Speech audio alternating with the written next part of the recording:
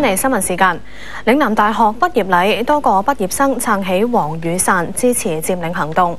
獲頒授榮譽博士嘅馬時亨致辭嘅時候，點名批評立法會議員梁國雄唔尊重他人，被學生打斷。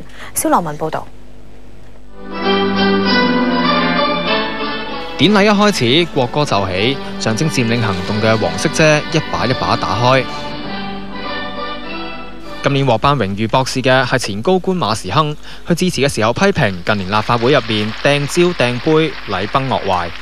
梁國雄議員佢嘅行為不單止係唔尊重其他人，更唔尊重選民對議員履行職責嘅期望。咁政府有冇尊重？立法會係一個嚴肅莊重嘅地方，所有議員都應該尊重。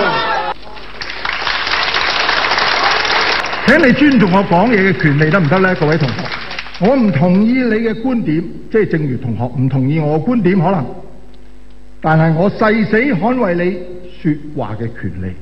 請你捍衛我說話嘅權利，各位同學。同近年其他畢業禮一樣，學生上台嘅一刻，成為咗政治表態嘅機會。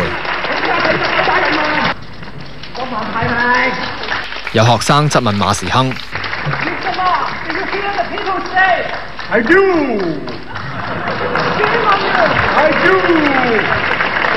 校方話對於學生用唔同嘅方式表達意見覺得高興，又話佢哋嘅行為係和平，亦都冇阻礙到典禮嘅程序，為此感到驕傲。有線電視記者蕭樂文報道。再有商戶入稟小額錢債審裁處向佔中發起人索償。楊曉峰報道。喺灣仔寶靈頓道呢一間潮州菜館，聲稱喺佔領行動開展以嚟，每日生意額由2萬幾蚊減到得幾千蚊，並且已經裁減咗2個員工。菜館東主喺區議員陪同之下入稟小額錢債審裁處，向佔中發起人戴耀廷同陳建文索償。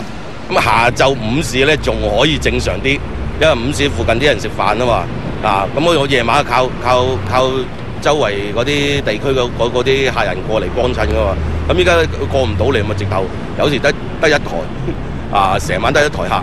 如果咁樣落去，你倒閉啊，根本就倒硬噶啦。